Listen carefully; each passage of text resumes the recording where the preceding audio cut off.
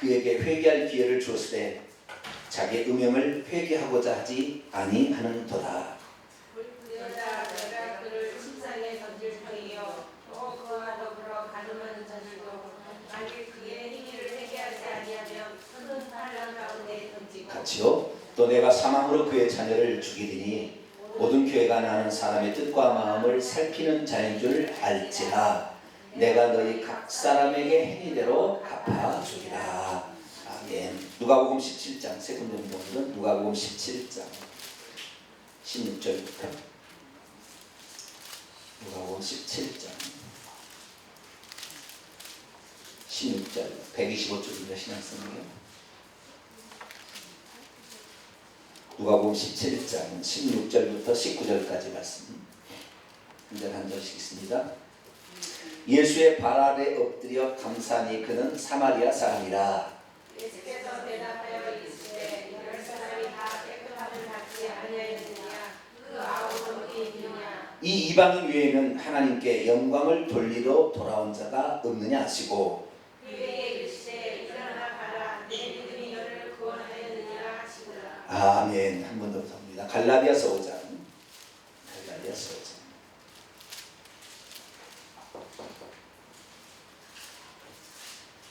갈라디아 5장 19절부터 21절 신약 308쪽입니다.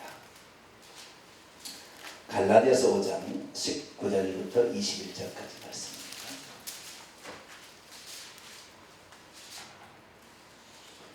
19절부터 21절 한 절 한 절 그 다음에 합독하시겠습니다. 육체의 일은 분명하니 곧 음행과 더러운 것과 호색과 수상수배와 주술과 원수 맺는 것과 분쟁과 시기와 분쟁과 당짓는 것과 분열과 이단과 같이요. 투기와 술취함과 방탕함과 또 그와 같은 것들이라. 전에 너희에게 경계한 것 같이 경계하느니 이런 일을 하는 자들은 하나님의 나라를 유업으로 받지 못할 것이요. 아멘. 기도합니다. 하나님 감사합니다. 우리들에게 지금도 말씀하시는 하나님의 그 음성에 귀를 기울입니다. 오늘도 저희들에게 말씀하여 주시옵소서. 우리 주 예수 그리스도의 이름으로 기도하옵나이다. 아멘. 오늘 시간에는 예수님을 믿은 후에 꼭 해야 될 세 가지 것들이란 제목으로 함께 말씀을 살펴보기로 합니다. 예수 그리스도를 믿는다는 것은 스타디움의 경기장에 트랙에 올라오는 것과 같습니다. 그런데 그 경기장의 경주자로 발탁하시는 분은 하나님이시겠죠, 그죠? 네, 그래서 이 경주장에 우리가 올라와 있는 사람이죠. 우리는 이 경주를 중간에 포기하면 낙오자가 될 것입니다. 산천국 못 갑니다. 그러니까 우리가 경주자로서 이미 우리가 지금 트랙 위에 올라와 있는데 모든 무거운 죄를 벗어버리고 우리 앞에 당한 경주를 잘해야 되는 거예요. 할렐루야. 이 경주를 해야 되는데 경주하기에 수많은 거리적거리는 것들이 있어요. 그래서 이 거리적거리는 것들을 떨쳐버려야 되고 또한 우리를 선발해 주신 그 하나님께 어떻게 하면 보답할 것인가 라는 마음을 간직하면서 나는 절대 선수가 될 수 없는 사람이에요. 나 자체는 아시겠죠? 우리 절대 선수가 될 수 없는 사람이었는데 하나님께서 그 트랙에 선수로 선발해 주신 것을 우선 감사하고 그리고 모든 무거운 것을 다 벗어버리고 우리 앞에 당한 경주를 하여 경주를 해나가야 되는데 우리 스스로가 과거에 예수 그리스도를 믿기 전에 싶어서 경주장으로 선발되기 전에 세상에 살고 있었던 습관들이 이 경주장에 올라와서 달릴 때도 자꾸 올라온다는 거죠. 자꾸. 그래서 이것을 어떻게 절제하고 이것을 통제하느냐, 컨트롤하느냐에 따라서 우리의 경주는 성공이냐 실패로 나눠지는 거예요. 그래서 예수 그리스도를 믿는 것과 더불어서 우리가 이 당한 경주를 경주하는데 이 경주를 승리하기 위해서 우리가 꼭 가져야 될 세 가지 중요한 것을 함께 나누고자 합니다. 첫 번째는 감사해야 됩니다. 따라하십시다. 감사하자. 감사한다는 말의 반대는 뭘까요? 네? 불평하는 거죠. 예. 감사하는 것의 반대는 불평하는. 감사하다는 말을 다른 말로 표현하면 은혜의 보답하자예요. 뭐라고요? 은혜의 보답하자. 이 말이 감사하는 거예요. 그러니까 우리가 그리스도를 믿어서 구원의 대열에 우리가 합류하게 됐는데, 이 우리가 구원의 대열에 합류하게 된 데는 전적으로 하나님의 은혜입니다. 성경 한번 봅시다. 에베소서 2장. 에베소서 2장 8절 9절.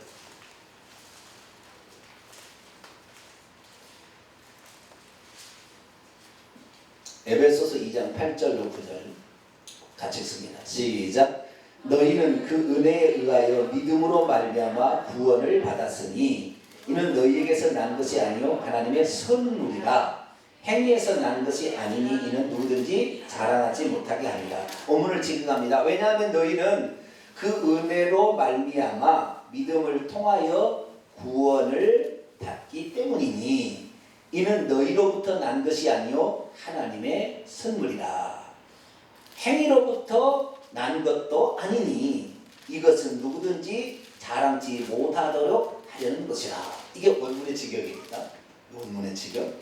여기 보게 되면 우리가 구원을 얻는다는, 결국에 제가 지난주에도 설명했습니다. 구원을 얻는다는 것은 죄와 죽음과 사탄으로부터 탈출하는 것이 구원을 얻는 거예요. 여기 있으면 마귀한테 영원히 고통받아야 되니까 여기를 탈출하는 거예요. 탈출하는 거예요. 이 탈출하는 데 있어서 우리 스스로는 절대 마귀를 이길 수가 있다 없다? 절대 없다는 거예요. 이게. 우리 스스로는 죽었다 깨어나도 마귀를 이길 수 없어요. 죄를 이길 수 있느냐? 죄의 본성이 나오게 되면 이길 수 없어요. 그 다음에 우리는 그 죄의 대가로 죽음을 경험해야 되는데 죽지 않고 영원히 살 사람은 아무도 없었어요. 진시황제가 영원히 죽지 않기 위해서 불로초를 얻기 위해서 찾아갔다고 하잖아요. 불로초를 한국에서 발견했대요. 뭘 발견했을까요? 네? 부추를 발견했나? 한국에서 뭘 발견했죠? 네? 불로초. 오성규 집사님. 진시황제가 한국에 불로초를 발견했다고 뭐 그랬다는데 한국에서 뭘 발견했을까요? 산삼을 발견했나? 한국에서 뭘 발견했대요. 예, 예. 근데 뭔지는 잘 모르겠지만 자우리가 불로초가 있다고. 예, 영원히 늙지 않고 이렇게 한다는데, 지 죽을 걸 알고 땅 밑에다가 병마 무슨 이렇게 용산 만들어가지고 아주 그냥 지하 세계에서도 자기가 왕노를 하겠다고 해도 죽는 건 마찬가지. 예, 죽는 건 마찬가지. 예. 근데 우리가 죽었다 깨어나도 인간의 능력으로서 죽음을 정복할 수가 없다 이런 거죠. 죄를 정복할 수가 없다. 마귀를 이길 수가 없다는 게 답이에요, 이게. 그러니까 우리가 이 세상에 지금 딱 태어났는데, 우리가 이 세상에 태어났는데 스스로 구출을 받을 수 있는 가능성이 없다라는 거죠. 그래서 우리가 잘 표현하는 게 뭐냐면, 우리는 인간의 상태는 어떤 상태냐면 지금 물에 떠나려고 있는 상태라고 보시면 돼요. 아시겠죠? 지금 물에 죽지는 않았어요. 아직 살아있기는 살아있는데 홍수를 만나서 물에 막 떠나려고 있는 거예요. 일 떠나려고 하면 결국 어디에요? 하루에 가면 시체로 발견될 거예요. 틀림없어요. 시체로 발견될 거예요. 우리의 상태는 지금 물에 떠나려고 있어요. 그런데 우리가 그렇게 떠나려고 있는 그 위험한 상황이 있는데 누가 기분을 던져주고 예수 믿으시오 그랬다는 거예요. 쓸데없는 소리 자빠지고 저런데 예수만 구원이겠어? 불교도 구원이지? 그리고 안 잡으면 어떻게 돼요? 시체로 발견되는 거예요. 근데 하도 요즘에는 이것이 진짜인지 저것이 진짜인지 모르게 다 해놨기 때문에 불교를 붙잡을까 모르죠. 가장 큰 차이는 뭐냐? 기독교하고 일반 종교의 차이점 뭐냐? 기독교는 신이 구원한다는 거예요. 우리를 창조주 그분이 구원한다는 것이고, 다른 모든 종교는 인간이 스스로 뭔가를 극복해야겠다. 인간 스스로 방법을 찾아내기 위해서 연구한 거라고요. 그런데 인간 스스로는 죄를 이길 수가 없다. 죽음을 이길 수가 없다. 마귀를 이길 수가 없다예요. 그런데 거기에 있다고 하면서 만들어낸 것이 세상의 종교입니다. 그러니까 세상의 종교는 자기가 아무리 뛰어난 존재가 되게도 해 아래 뭐 또 있듯이 마찬가지로 마귀 안에 있는 거예요. 마귀 안에. 그건 절대 안 되는 거예요. 그래서 하나님께서는 우리를 어머 구출해내듯이 이스라엘 백성을 저 애굽에서 바로의 종살에서 절대 스스로 나올 수 없다고요. 절대. 죽었다 깨어나도 안 되는 거예요. 아무리 사람 수가 많아도 절대 안 되는. 바로의 그 군대는요 300승의 이 전차가 있는데요. 이 바퀴 끝에 말이죠.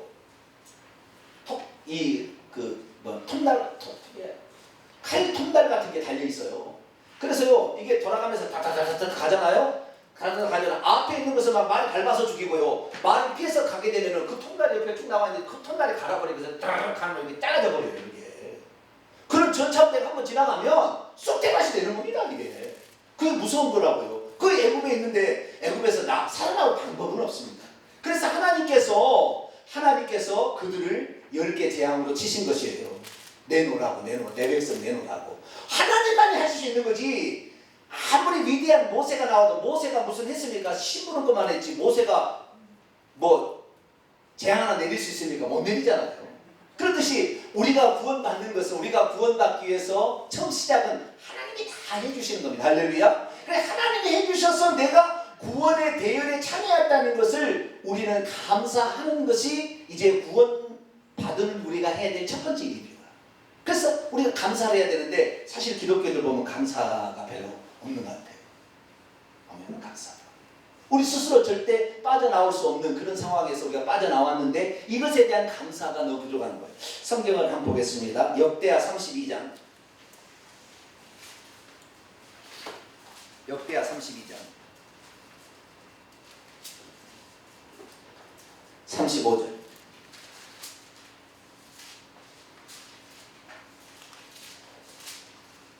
아니 35절.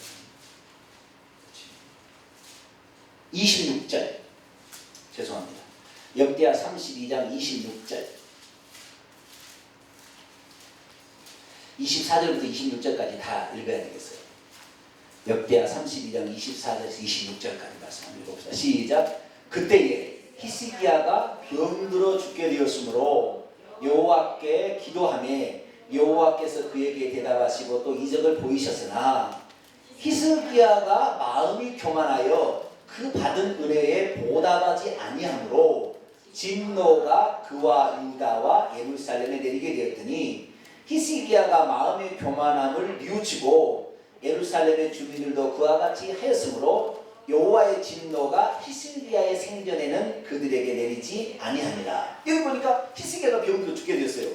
그래가지고 낯을 벽으로 향하여 하나님께 기도해 죽게 된 것을 살려달라고 그랬거든요. 그랬더니 하나님께서 그의 생명을 몇 년 연장해 줬어요? 15년을 연장해 줬습니다. 하나님께서 그 기도를 들으시고 그 은총을 베풀으셨는데 그 뒤로 히스기야가 뭐 했다? 입을 씻어버렸대. 감사를 하지 않은 거예요. 감사를 하지 않았더니 25절에 그 받은 은혜에 감사하지 아니함으로 진노가 그의 유다와 예루살렘에 내리게 되었다. 여러분 예수 그리스도를 믿고 나서요 내가 예수 그리스도를 믿어서 구원에 지금 이렇게 동참하게 되었다는 이 사실을 진짜 감사해야 되는데 그리스도인들이 감사하지 않으므로 예수 그리스도를 믿고 나도 저주가 있다니까요. 징계가 있다니까요. 우리 기독교인들은 사실 우리 스스로 절대 마귀로부터 빠져나올 수 없는데 마귀로부터 빠져나오게 해주신 그분께 진짜 감사해야 되는 거예요. 할렐루야. 이 감사가 아주 중요한 거예요. 이 감사가. 우리는 이 감사를 사도 바울 같은 경우는 자기가 사탄의 앞잡이가 되어서 가고 있는데 스데반의 순교로 말미암아 회개의 대신 기도해 주어서 자기가 살아났잖아요. 근데 평생에 그는 그거 진짜 안 있네요. 사울은 그런 사람에서 하나님이 위대하게 쓴 것 같아요. 근데 우리는 처음에는 할렐루야 하다가 며칠 지나면은 금세 다시 또 이렇게 해서 해가지고 언제 그러냐 이렇게 변해버린다고요. 여러분 그 은혜를 평생 잊지 않고 늘 표현하게 되시기 바랍니다.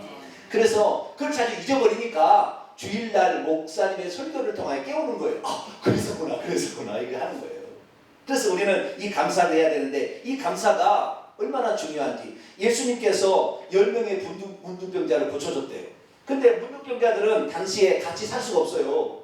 저주받은 병이라 해가지고 따로 살았어요. 그래서 동네 밖에 나가서 따로 살았는데 이 유대인과 사마리아하고 그 마을에 유대인하고 사마리아인들은 서로 상종하지 않아서 원수처럼 지내니까 그 사이가 있는 그 사이에 사마리아에서도 문둥병이 걸려서 쫓겨나온 놈하고 유대에서도 문둥병으로 쫓겨나온 놈이 같이 사는 거예요. 여기 아시겠죠? 유대인 문둥병, 사마리아 문둥병. 근데 어차피 같이 동병상련 아니니까 서로 간에. 그래서 살고 있는데 어느 날 예수님을 만나게 되면 문둥병도 고침받는 얘기를 듣고 나사렛 예수 우리를 불쌍히 여기라고 막 그런 거예요. 막 길가면서 막 외친 거예요. 그래서 주님께서 오냐 너희의 몸을 제사장에 보이라 그런 거예요.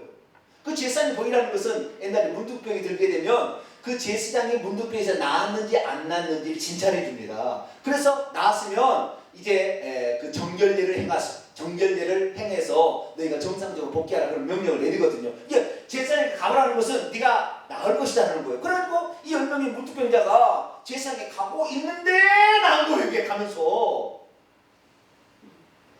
제사장에 가서 보이라 근데 그 순간에 나는 게 아니라 그 말씀을 듣고 가다가 보니까 어느 날 나 뭐 이렇게 그래 낫게 됐는데 성경이 뭐라고 했느냐 그 10명의 문둥병이 낫게 됐는데 가다가 낫게 되니까 얼마나 좋겠어요. 와 낫네 그랬는데 그 중에서 9명은 돌아가고 10명 중에서 1명이 찾아왔는데 9명은 유대인 문둥병이었고 사마리아 문둥병이 주님께 달려왔어요. 그래서 엎드려 살해하고 감사하면서 하나님께 영광을 돌렸다가 성경 그렇게 나옵니다. 그러니까 자기가요 지옥 가도 싸다고 생각하는 사람이 예수 그리스도를 믿으면 영원히 마음이 변치 않고 항상 감사하더라고. 근데 나는 좀 구원받을 만한 조건이 좀 있지 이렇게 생각하는 사람은 내가 보니까 이런 사람은 별로 감사가 좀 안 돼. 아시겠죠? 그러니까 일부러 죄는 짓지 마세요. 죄는 지어가지고 일부러 죄가 그냥 해가지고 하는 말지만 좌우지간 그 마음만큼은 사마리아 문둥병자와 그런 마음을 갖게 되길 축원합니다. 그래서 이 자기가 전혀 구원받을 수 없는 상태에 있다는 사실을 뼈저리게 느끼고 절대 죄를 이길 수 없다는 것을 뼈저리게 느끼면 느낄수록 이 사람은 은혜에 머물러 일 가능성이 훨씬 많아요. 어쨌든 우리가 애굽에서 탈출해서 예수 피를 발라서 의의 옷을 입어서 이신칭의 의롭다 칭함을 받는 우리가 되는 것은 전적인 하나님의 은혜니 거기에 대해서 감사할 줄 아는 저와 여러분 되시길 바랍니다. 두 번째는 뭐냐? 두 번째는 그러면 내가 이렇게 광야로 나왔으면 죄를 안 짓느냐? 아닙니다. 또 우상숭배 해요 안 해요? 할 수밖에 없어요. 우리가 과거에 그렇게 살아왔는데 우리가 그렇게 거기를 하루아침에 다 떠날 수가 없는 것입니다. 그러니까 또 그렇게 할 수가 원망 불평하고 또 이렇게 하는 거예요. 우상을 숭배할 수밖에 없어요. 금송아지 또 만들 수밖에 없는 것이죠. 그러니까 두 번째 해야 될 일은 뭐냐면 회개하는 일입니다. 뭐 하는 일이에요? 회개를 해야 됩니다. 첫 번째는 우리는 도저히 구원의 노정에 들어올 수 없는 사람이었으나 하나님의 은혜로 들어왔다는 걸 감사하고 두 번째는 그럼에도 불구하고 우리가 그날 천국 가는 게 아니라 계속 살아야 되는데 이 세상에 마귀가 가만히 있겠냐고요. 전부 끌어당겨서 좌우지가 죄짓게 하죠. 그러니까 내가 무거운 죄를 벗어버리고 가야 되는데 이 경주하는 사람이 무거운 짐을 들고 가면 1등 나겠습니까? 안 되죠. 이 무거운 죄를 벗어버려야 되는데 무거운 죄를 벗어버릴 수가 없어요. 왜? 마귀가 계속 유혹하니까. 그래서 결국에 마귀의 유혹에서 넘어가더라도 우리는 어떻게 해야 되느냐? 그 죄를 회개해야 됩니다. 할렐루야. 그러니까 믿는 자들의 삶에서 가장 중요한 3분의 1을 뭐야 하는 걸 회개하는 일을 해야 되는 거예요. 사실은 3분의 1을 첫 번째는 감사하는 일, 두 번째는 회개하는 일을 해야 되는 거예요. 사실은. 그런데 그리스도인들이 회개하는 일 아니야. 나는 예수 믿었으고 나는 의의 옷을 입었으니 나는 천국 들어가겠지 라고 생각함으로 회개를 하지 않음으로 지옥을 가게 되는 것입니다. 우리는 회개할 수 있게 되기를 축원합니다. 회개를 하지 않고 죄를 가지고 있으면요 기도도 잘 응답 안 됩니다. 신앙생활 재미도 없습니다. 회개를 깨끗하게 하면 할수록 신앙생활이 재밌고요 그리고 신앙생활이 행복합니다. 기도할 때 막 기도를 하는데 여러분 기도가 막히십니까? 그러면 세 가지 이유 중에 하나예요. 하나는 죄를 지었어요. 그걸 회개하지 않고 있어요. 두 번째는 성령을 거역하고 있어요. 성령을 거역하고 있어요. 그러니까 회개하지 않아요. 세 번째는 너무나 악한 영들에 확 둘러싸여 있어서 스스로 해결할 수 없는 상태에 있으면 회개하지 않아요. 그래서 오늘 낮에 제가 한 것처럼 우리가 그런 사람이 있으면 대신 회개하여 주시기를 바랍니다. 그래야 그가 거기서 나올 수가 있어요. 우리는 아이고 안 됐다, 아이고 안 됐다 이렇게만 하고 있는데 이건 아니더라고요. 성경을 보니까 그게 아니에요.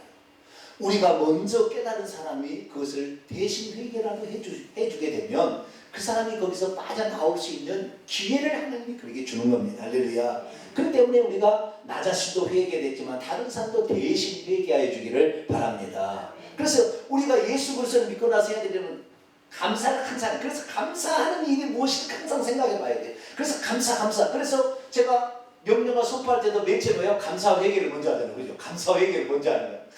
왜? 이것이 아주 논리적입니다. 우리 1년 이상 했지만 그냥 하는 게 아니에요. 첫 번째는 감사 회개, 그 다음에 결단, 그렇죠? 그 다음에 명령과 선포, 마귀는 또 대항해야 되니까 명령과 선포, 그 다음에 오늘 말씀의 핵심을 요약을 딱 해주고 이렇게 하는 거잖아요. 그러듯이 감사와 회개가 아주 중요한 거예요. 이게 신앙생활의 3분의 2가 감사와 회개가 돼야 되는 거예요.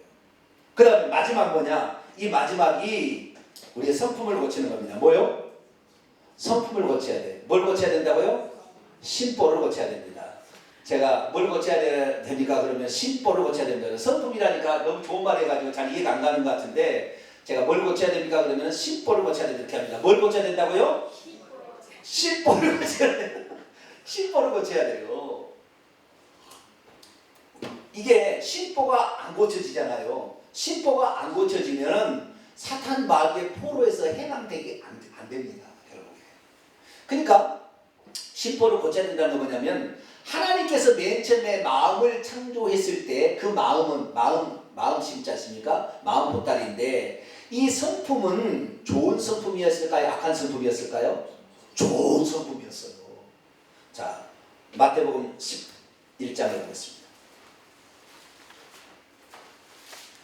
마태복음 11장 29절.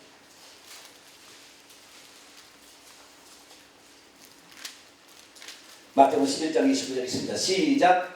나는 마음이 온유하고 겸손하니. 자, 하나님의 성품은 뭐예요?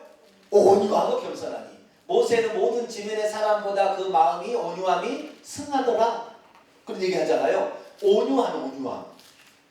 여러분 성질이 개떡하고 불같은 사람 있습니까? 네? 그리스도를 믿어도 개떡 같은 성질을 계속 갖고 있으면 전도가 안 돼요. 네? 혹시 그런 개떡 같은 성질이 있으면 막 바꾸게 돼요. 심보를 고치게 되기를 축원합니다.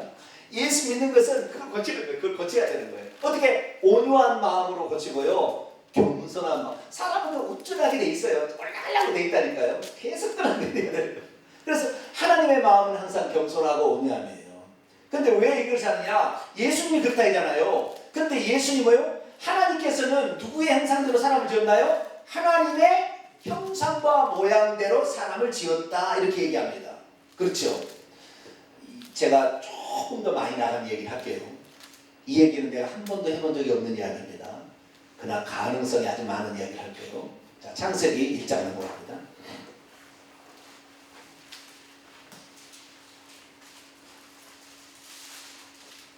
깜짝 놀랄 거예요. 이걸 알게 되면 정신 바짝 차리게 되어 있습니다. 근데 이런 얘기는 기독교에서 한 번도 얘기한 적 없어요. 자, 창세기 1장 26절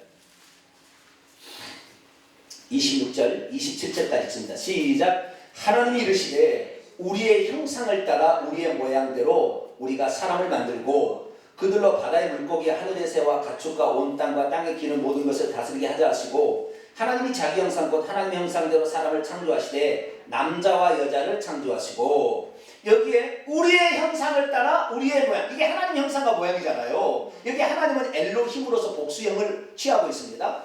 그래서 우리의 형상을 따라 우리의 모양대로 사람을 만들자 그랬잖아요.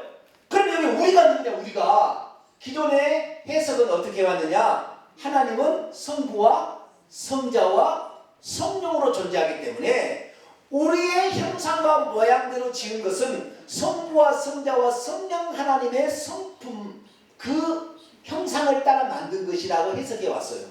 근데 자, 지금부터 질문 던져볼게요. 맞는 거 보세요. 자, 구약시대에 하나님이 성부와 성자와 성령으로 존재했습니까? 여호와만 계셨죠. 그 여호와께서 육신을 입고 오신 분이 예수님이잖아요. 그럼 이 구약시대에 하나님은 성부와 성자와 성령으로 계셨어요?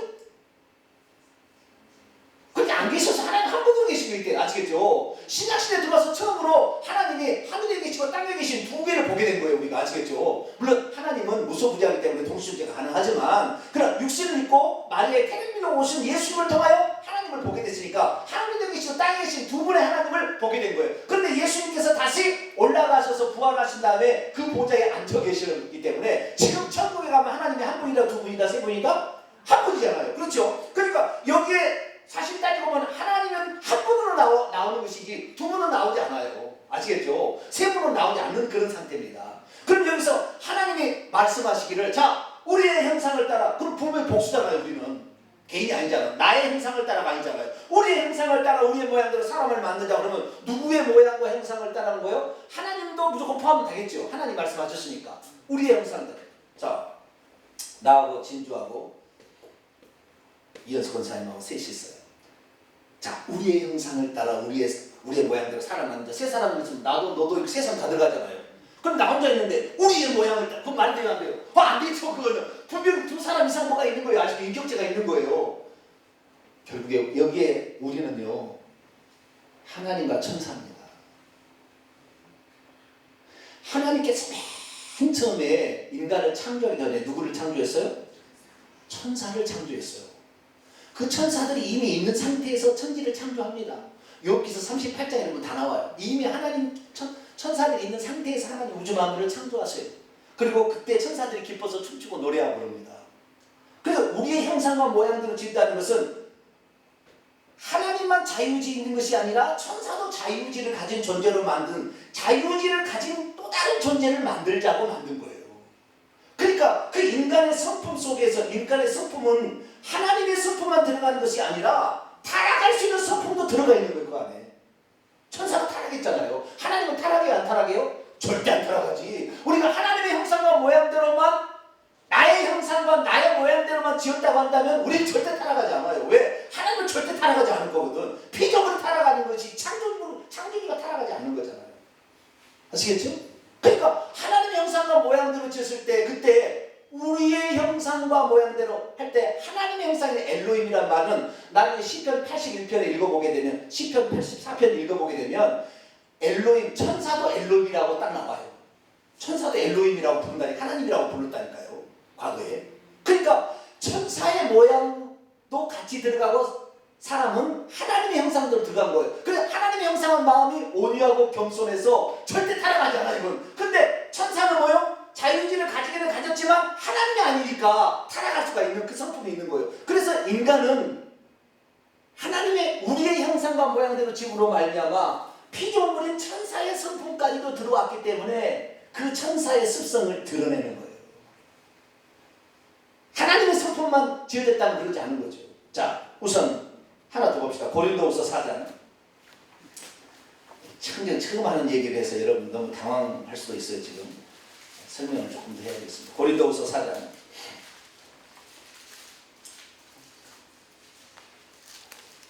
4절. 처음 들어봤죠? 지금 방금 얘기한 얘기. 이런 얘기는 신학적으로 정확히 들어가게 되면 기존에 우리가 갖고 있던 것이 틀렸다는 게 나와요. 그런데 말하기 곤란한 이야기입니다. 그러나 이것을 신학적인 교리로 받지 말고 우리의 실제 내면을 바꾸기 위해서 어떻게 할 것인가의 과정으로 받아들이기 바랍니다. 아시겠죠? 이거 교리적으로 뭐 딱 정해진 게 없어요. 그런데 우리 자신의 성품을 바꿔나가기 위해서 우리가 스스로 경각심을 갖지 않으면 우리는 타락한 사탄의 성품, 천사, 피조물의 성품을 따라갈 수 있겠구나라는 거 알라는 거예요. 아시겠죠? 그런 마음으로 지금 얘기하는 거예요. 자, 고린도후서 4장 4절 있습니다. 시작. 그 중에 이 세상 신이 믿지 아니하는 자들의 마음을 혼미케 하게 하여 그리스도의 영광의 복음의 광채가 비치지 못하게 하느니 그리스도는 하나님의 형상입니다. 하나님의 형상이라는 것은 나중에 그리스도가 나중에 나왔을 때는 하나님이 그리스도잖아요. 그러니까 하나님의 형상은 한 분이에요. 하나님. 그 나중에 육체를 입고 오실 때는 그리스도가 아시겠죠? 그러니까 하나님의 형상은 한 분인데 그때 하나님이 말씀하시기를 천사들이 다 있어요. 그 중에서 우리가 우리의 모양대로 우리의 형상을 따라 사람을 만들자. 그때 이미 천사들이 같이 있었던 거죠. 그러니까 하나님의 성품만 들어갔으면 우리는 타락하지 타락했지만 천사들의 피조물인데 피조물은 얼마든지 타락할 수 있는 거예요. 그건 창조주가 아니니까. 그 피조물이 가지고 있었던 그 천사들이 가지고 있는 가장 나쁜 게 겸손한 것이 아니라 교만한 거예요. 그래서 교만하다고 이사야 14장과 에스겔서 28장 읽어보면은 그 천사가 마음이 교만하여 하나님처럼 자기가 되고자 했다고 나왔다고요. 그러니까 우리 인간은 예비 두게 되면 하나님의 성품도 나오지만 누구의 성품도 나와요? 천사의 피조물의 성품도 나오는데 이 피조물은 얼마든지 악한 것도 나오고 교만한 것도 나오고 온유한 것이 아니라 강팍한 것도 나오고 이게 나오게 돼 있다 이 말이에요. 그래서 우리가 예수 그리스도를 믿는다는 것은 그래서 뭐냐? 사탄의 성품이 있었던 이 피조물의 성품을 날마다 버리고 하나님의 원래 우리에게 주신 창조의 그 하나님으로부터 온 성품을 우리가 더 많이 가져가는 것이 구원을 받는 과정 속에 들어가고 이게 완전히 이루어지는 장소가 천국입니다. 할렐루야. 이 천국은 악한 게 없어요. 그래서 타락한 것이 없고 교만한 것이 천국 가면은 그게 없어지는 거예요. 그때는. 왜? 피조물의 성품이 완전히 사라지는 거예요. 근데 그 피조물의 성품이 우리 인간의 육체를 깨지기 전까지 우리 안에 있기 때문에 우리는 날마다 하나님 앞에 엎드려야 되고 주여 내가 아직도 내가 이 교만함 아직도 이 음란함 아직도 이 탐욕스러움 아직도 이 이기적인 성품을 내가 버리지 못했습니다고 가슴을 치고 통곡하며 회개를 해나가서 우리의 성품이 달라져야 가족이 전도가 됩니다. 예수 믿는 우리가 성품이 안 달라지면 너같이 될까봐 나 예수 안 믿는다고 안 나온다니까요. 왜요? 결정적인 순간에 자기 희생하지 않잖아요. 결정적인 순간에 참지 못하고 분노를 폭발해버리잖아요. 결정적인 순간에 마음에 아주 그냥 상처를 내는 후벼 파는 그런 얘기를 막 해버리잖아요. 이것은 하나님부터 온 것이 아니에요. 아시겠죠? 타락한 천사와 같은 피조물에 잘못될 수 있는 이런 성품이에요. 그런 성품을 사탄이 끄집어내준 거잖아요. 뱀으로 와가지고 야 하나님처럼 될 수 있어 라고 얘기했지만 사실은 너도 나의 말을 들어서 교만해져 봐. 하나님의 권위를 무시하고 네가 하나님처럼 돼봐 이런 거 아니에요. 그러니까 우리는 야차하면 사탄의 성품이 나오게 된다. 야차. 그래서 우리는 어떻게 해야 되냐? 날마다 우리 사탄의 성품을 나타냈던 우리 옛사람을 십자가에 못 박아야 됩니다. 할렐루야. 그래서 사도 바울은요. 그래서 당신의 13번 성경책에 옛사람과 새사람, 옛성품과 새성품, 속사람과 겉사람을 계속 비교하면서 우리 자신이 사탄의 성품에 있던 것은 날마다 십자가에 못 박아야 그리고 그리스도로 말미암아 그 하나님의 원래 하나님의 형상 그 형상대로 계속 우리가 바꿔져야 우리가 구원에 더 가깝다라고 얘기를 한 거예요. 오늘 여러분들이 아직도 교만하고 완악하고 이기적이고 게으르고 살아가고 있다면 아직도 사탄의 성품을 여러분들이 좋아하거나 따라가고 있다는 것을 말해주고 있습니다. 그럼 사탄은 천국 못 갑니다. 그 사탄의 성품이 나온 것이 죄의 열매인데 이 죄의 열매를 가지고 갈 수 없어요. 그래서 우리 인간이 할 수 있는 마지막의 구원의 마지막 관문은 회개하는 것밖에 없다고요. 왜? 죽을 때까지 이것을 유혹할 거니까 우리 속에 나타나게 될 거니까. 오늘 저와 여러분이 그리스도를 믿고 가고 있는데 근데요 조금만 더 나갈게요. 이 성품도 바꿔줄 수가 있습니다. 첫째는 내 자신을 내 옛성품을 십자가에 못 박아서 나 게으른 성품 죽었다. 나 분노하는 성질 죽었다. 계속 그것을 내 생각 속에 계속 얘기를 하고 선포를 함으로 그것을 죽이는 것이 첫 번째고 두 번째 우리 안에 생명으로 두신 예수 그리스도 그의 성령이신데 성령으로 충만함을 받아야 돼요. 성령으로 충만함을 받아야 돼요. 그러면 이 성품은 점점 없어지고 새 성품이 되는 거예요. 그리고 하나님께 기도해야죠. 하나님 내가 피조물의 성품이 사탄의 성품, 천사의 성품을 따라갈 것이 아니라 하나님의 원래의 성품 나는 마음이 온유하고 겸손하니 그 성품을 내가 따라가게 하여 주옵소서라고 기도하게 되면 억지로라도 이것을 이렇게 하다 보면 어느 순간에 하게 되는 거예요. 우리나라가 지금 현재처럼 이렇게 완악하고 자기밖에 모르는 것이 된 것은 지금 현대 시대가 그렇게 만든 거라고 봐요. 저는 어렸을 때 시골에서 살게 되면 그 무슨 명절이 되거나 무슨 제삿날이 되거나, 이건 제가 예수 안 믿을 때 이야기입니다. 제삿날이 되거나 무슨 생일 때 되면 떡을 합니다. 시루떡을 해요. 시루떡을 해가지고 우리만 먹느냐? 평소 때 쌀밥을 먹어요? 못 먹어요? 못 먹죠. 맨날 콩벌밥만 먹고 삽니다. 방구만 퐁퐁퐁퐁퐁. 아니면 보리밥을 많이 먹으면 방구는 잘 껴요. 퐁퐁퐁퐁 소화가 잘 되나 봐요. 근데 이 보리밥만 먹고 살다가 생일 되면 그때 처음으로 쌀로 된 떡을 먹는 거예요. 안 그렇습니까? 그랬죠? 다 아시죠? 네. 평소 때 쌀밥은 구경도 잘 안 돼. 할머니만 가운데다가 쌀 한 줌 딱 해가지고 딱 퍼가지고 할머니만 아버지만 드리고 나머지 섞어버려 가지고 쌀 한 툴이나 들어나 말아요. 아이고 쌀밥 못 먹어. 그런데 생일 때 제삿날 되면 떡을 하는데 그렇게 귀한 쌀을 막 떡해가지고요. 아침 되면 뭐라고 하냐? 야 저기 저 웃동네 저 아랫동네 누구 집 갖다 주라고 그래요. 그러면 아침부터 그 배달 갑니다. 그거 보새끼 같은 거 싸가지고 아니 그렇게 가난하면은 좀 자식 새끼 좀 그것 좀 낼게 놨다가 조금씩 쌀러서 좀 쌀밥 좀 얼마나 좋겠어요. 그런데 그렇게 안 하고 평소 때는 콩벌밥 먹이다가 무슨 제삿날이나 무슨 생일날 되면 떡해가지고 동네 사람 다 돌리네. 20가구가 되면 동네 사람 다 돌려. 내 마음이 뭐요? 어머니 세상에.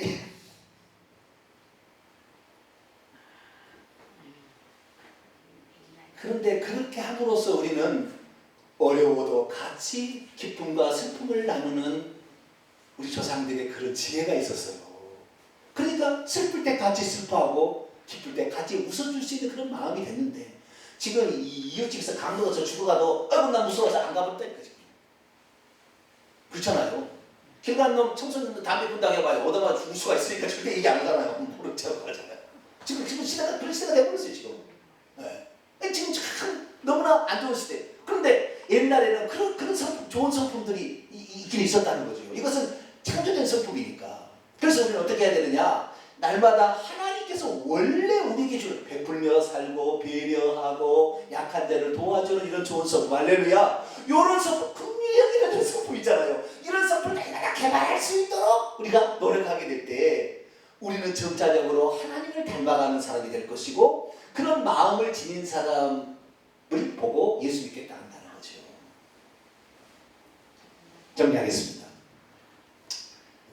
우리가 구원받을 수 있도록 이 구원의 여정에 노정에 우리를 불러내신 것은 우리 스스로 절대 빠져나올 수 없기 때문에 하나님이 건져낸 겁니다. 할렐루야. 하나님이 딱 건져내서 이신칭의로 딱 갖다 놨어요. 교회 생활에 광야를 딱 갖다 놨어요.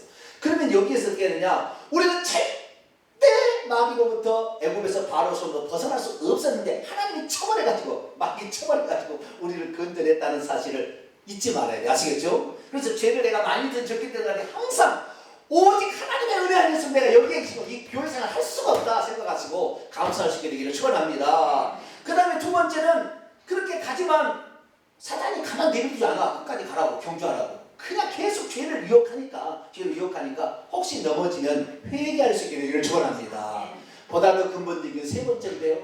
우리의 심성이, 우리의 심보가 우리 지금 짬뽕이 짬뽕. 뭐라고요? 짬뽕 심보예요. 짬뽕 심보. 아시겠죠? 네. 합쳐졌어요. 그러니까 지금 우리는 이 세상의 믿음 생활은 뭐냐? 사탄의 품성을 날마다 뽑아내고 예수 그리스도의 심성으로 가득 채우는 것이 신앙생활이에요. 할렐루야. 그럼 어떻게 해야 되느냐? 먼저 하나님, 내가 이렇게 사탄의 심보를 따라가면 지옥 갈 거니까 사탄의 심보를 뽑아낼 수 있도록 하나님 나를 도와주셔서 기도해야 됩니다. 그리고 내가 사탄의 심보가 나오려고 분노의 감정이 막 일어나는데 너 십자가에 예수님과 함께 죽었는데 무슨 죽은 시체가 이렇게 힘을 쓰려고 하냐? 하면서 우리 자신에게 계속 적용을 해야 돼. 아시겠죠? 아 나는 십자가 못 박혀 죽었구나. 나 옛사람은 죽었구나. 항상 이렇게 적용을 해야 돼. 아시겠죠? 적용을 하고 세 번째는 뭐냐? 예수 그리스도의 그 성품이 내게 올 수 있도록 그 성령이 나를 주관할 수 있도록 구름기둥과 불기둥이 나를 안내할 수 있도록 성령의 충만함을 늘 갈구하게 되길 바랍니다.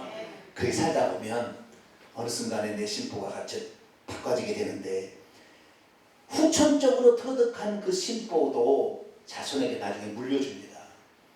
앞으로 3월 특별 새벽 집회 때 이 부분에 대해서 더 많이 제가 이제 집중적으로 강의를 하게 될 거예요. 그날 우리의 놀라운 세계가 있어요. 우리 앞으로 해야 될 놀라운 세계가 있어요. 그래서 우선 감사하고 회개하고 우리의 심보를 고치자. 우리 성품 이 마음을 꼭 잡고 일평생 잘 경주하는, 그래서 꼭 천국에 들어가는 저와 여러분 되시기를 축원합니다. 걸어가신 하나님 아버지, 우리가 오늘 예수 그리스도를 믿지만 성령께서 깨닫게 해주시지 않으면 아무리 성경을 봐도 깨달을 수 없고, 기존에 갇혀있는 성경 지식 때문에 우리가 주님이 진정 우리에게 가르쳐주는 것을 깨닫지 못하는 것이 우리들입니다. 하나님, 이제 성령께서 영감으로 쓰게 하는 성경책, 성령이 아니고서는 깨달을 수 없는 많은 말씀들이 아직도 많이 남아있는데, 주여 성령께 우리